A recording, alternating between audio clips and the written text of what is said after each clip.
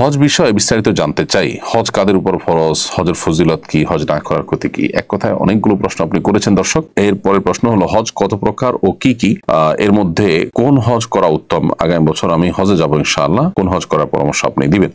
হজের সফরে একজন হজযাত্রী নামাজ কসর করবে নাকি পূর্ণ নামাজ পড়তে হবে? বর্তমানে সৌদি সরকার নির্দিষ্ট শর্ত সাপেক্ষে মহিলাদের মাহরাম ছাড়া হজ করার অনুমতি দিয়েছে। এই অনুমতি গ্রহণ করে মাহরাম ছাড়া হজ করা যাবে কি না? এরপরের প্রশ্ন হলো বদলি হজ কিভাবে করে, নিয়মটা একটু জানাবেন দয়া করে। আমি হজে যাব, হজের পেমেন্ট করার জন্য অফিস থেকে অ্যাডভান্স টাকা নিয়েছি, এই টাকায় হজ করলে হজ কবুল হবে কি? বিষয়ে বিস্তারিত জানতে চাই। হজ কাদের উপর ফরজ, হজের ফজিলত কি, হজ না করার ক্ষতি কি? এক কথায় অনেকগুলো প্রশ্ন আপনি করেছেন দর্শক। এটার উত্তরে আমরা বলতে চাই যে হজ ফরজ হবে সেই সব ব্যক্তিদের উপর যারা মুসলিম এবং সুস্থ মস্তিষ্ক সম্পন্ন এবং তাদেরকে আল্লাহ তাআলা এই পরিমাণ আর্থিক সচ্ছলতা দিয়েছেন যা দিয়ে হজ করে আসার সময়টা তার পরিবার ভরণ পোষণ দেওয়ার ব্যবস্থা তার থাকে এবং সেই সাথে হজ করে আসার মতো অ্যাবিলিটি থাকে। আজকের বাজারে 7-8 লাখ টাকা হলে হজ করা যায়, অতএব এই সময় 7-8 লাখ টাকা কারোর কাছে থাকলে তার উপর হজ ফরজ হবে। নারী যদি হন কেউ, তাহলে তার কাছে এর ডাবল টাকা লাগবে, কারণ হলো তিনি নিজে যাওয়া এবং তার সাথে একজন মাহরামের যাওয়া আসার খরচ, এটা যদি তার কাছে থাকে তাহলে তার উপর হজ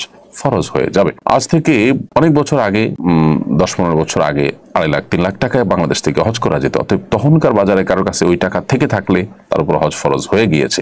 অতএব তিনি যদি তখন হজ না করে থাকেন, তাকে পরবর্তীতে যে কোনো সময় হজটা করতে হবে। এছাড়া হজের ফজিলত অপরিসীম।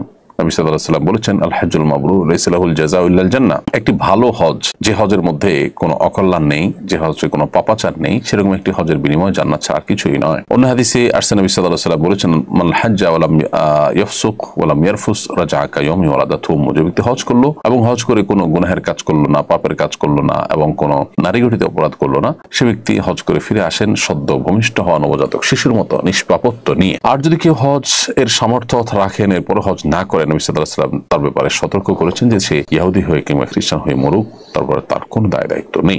এরপরের প্রশ্ন হলো হজ কত প্রকার ও কি কি, এর মধ্যে কোন হজ করা উত্তম? আগামী বছর আমি হজে যাব ইনশাআল্লাহ, কোন হজ করার পরামর্শ আপনি দিবেন?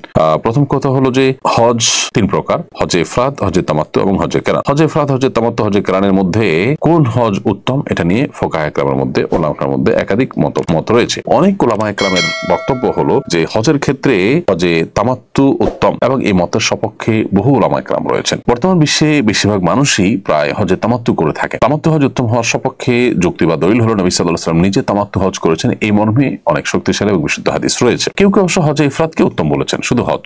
আর হজে কেরানকে উত্তম বলেন হানাফি মাযহাবের উলামা ইকরাম এবং আরো অনেক উলামা ইকরাম। হজে কেরানটা হলো আমরা উমরা এবং হজ দুইটারই নিয়ত করব, কিন্তু উমরা করে হালাল না হয়ে তারপর আমরা হজ করব। একই ইহরামে হজ উমরা দুইটা করা, উমরা করে তারপর হজ করা, এটা হলো কেরান। আর উমরা করে হালাল হয়ে তারপরে হজ করা, সেটা হলো হজে তামাত্তু। আর শুধু হজ করা, সেটা হলো হজে ইফরাদ। সাধারণত একদম শেষ মুহূর্তে যারা যান তারা হজে ইফরাদ করে থাকেন। তো আপনার জন্য উত্তম কোনটা আমি সেটা বলবো যে আপনি যদি আগে থেকে জানান, আগে থেকে, তাহলে হজে তামাত্তুই করবেন, আর শেষ মুহূর্তে গেলে হজে কেরান করতে পারেন।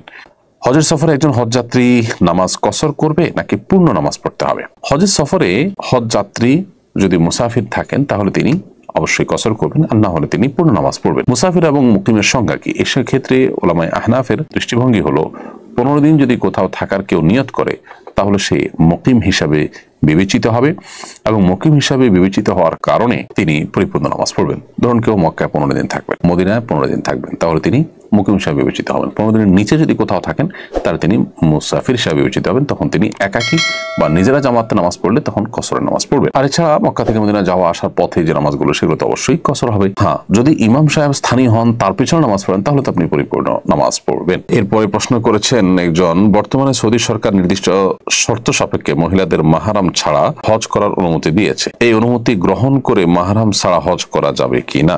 দেখুন, প্রথম কথা হলো যে মাহরাম ছাড়া মেয়েরা হজে যাবেন না, এই ব্যাপারে পরিষ্কার হাদিস রয়েছে। নবী করিম সাল্লাল্লাহু আলাইহি ওয়াসাল্লাম বলেছেন, লা তুসাফিরুল মারআতু ইল্লা মা যি মাহরিম। কোন নারী সফর করবেন না মাহরাম ছাড়া। এটা হলো তখন যখন কারোর হজ করতে হলে সফরের দূরত্ব ক্রস করে যেতে হয়। যিনি হজের এলাকাতেই আছেন, তিনি যদি একা একা হজ করে ফেলেন, তার হজ হয়ে যাবে, কারণ সফরের দূরত্ব নয়। আর যারা সফরের দূরত্ব থেকে আসবেন তারা মাহরাম সাথে নিয়ে আসবেন, এটাই হলো সংখ্যাগরিষ্ঠ ইমামদের ফতোয়া।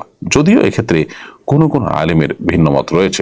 উলামাদের মধ্যে থেকে অনেক নির্ভরযোগ্য আলেম, অনেক ঠিক না, কোন কোন নির্ভরযোগ্য আলেম তারা বলেছেন যে যদি অন্যান্য নারীদের সাথে যান এবং সে সমস্ত নারীরা তার বিপদে আপদে তার পাশে দাঁড়াবেন এরকম স্কোপ থাকে, তাহলে সেক্ষেত্রে তাদের সাথে গেলেও হজ আদায় হয়ে যাবে।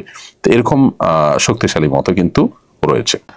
এরপরের প্রশ্ন হলো বদলি হজ কিভাবে করে, নিয়মটা একটু জানাবেন দয়া করে। বদলি হজের নিয়ম হলো নিজের হজ আগে করতে হবে অন্য কোনো বছরে, এরপরে আপনি বদলি হজ করতে পারেন। যার তরফ থেকে বদলি হজ করবেন তাকে আপনি তার তরফ থেকে আপনি নিয়তটা করবেন, অর্থাৎ যখন আপনি এহরাম পরে নিয়ত করতেছেন আল্লাহ আমি তামাত্তু হজের জন্য হাজিরা দিলাম লব্বাইক, তখন আপনি নিয়ত করবেন আল্লাহ আমি অমুকের ছেলে অমুক বা অমুকের তরফ থেকে আপনার কাছে হজের জন্য হাজিরা দিচ্ছি। এরপর লব্বাইক আল্লাহুম্মা লব্বাইক পড়া শুরু করবেন, তার পক্ষ থেকে নিয়ত করে স্টার্ট করবেন। এরপরে পুরো হজের অন্য সব কার্যক্রমগুলো আপনি একা হজ করলে যা যা করতেন এখানেও তা করবেন। দোয়ার জায়গাগুলোতে তার জন্য বিশেষভাবে দোয়া করবেন, নিজের জন্য আপনি দোয়া করতে পারবেন। এ হলো হজ্জে বদল বা বদলি হজের নিয়ম। আলাদা কোনো প্রসেস নেই যে বদলি হজে আলাদা কোনো কাজ করতে হবে, শুধুমাত্র নিয়তের সময় তার নিয়তটাকে ইনক্লুড করা ছাড়া। এছাড়া আমাদের অনেকে আছেন যারা বদলি হজ করেন আবার পারিশ্রমিক নেন। এ ব্যাপারে হাম্বলি মাযহাব উলামা ইকরাম যদিও পারিশ্রমিক নেওয়া জায়েজ বলেছেন, কিন্তু হানাফি মাযহাব উলামা ইকরাম এটাকে কড়াভাবে নিষেধ করেন এবং এই মতটা অধিকতর যুক্তিযুক্ত। যার কারণে বদলি হজ করে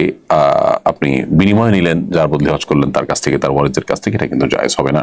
আমি হজে যাব, হজের পেমেন্ট করার জন্য অফিস থেকে অ্যাডভান্স টাকা নিয়েছি, এই টাকায় হজ করলে হজ কবুল হবে কিনা? অফিস থেকে যে অ্যাডভান্স টাকা নিয়েছেন সেটা আপনার বেতনের অংশ, অথবা আপনার স্যালারির অংশ হিসাবে যে টাকাটা আপনি নিয়েছেন এই টাকা দিয়ে আপনি হজ করতে পারেন। এটা আপনার সম্পূর্ণ হালাল টাকা। এটা আপনি লোন নিয়েছেন অনেকটা, লোনটা আস্তে আস্তে আপনি পরিশোধ করবেন। অতএব লোন নিয়ে হজ করলে হজ আদায় হয়, এবং একইভাবে লোন নিয়ে কোনো দান সাদাকা করলে সেটাও কিন্তু আদায় হয়ে যাবে, এটাও সেরকমই। অতএব আপনার এই হজ আদায় হবে ইনশাআল্লাহ তাআলা।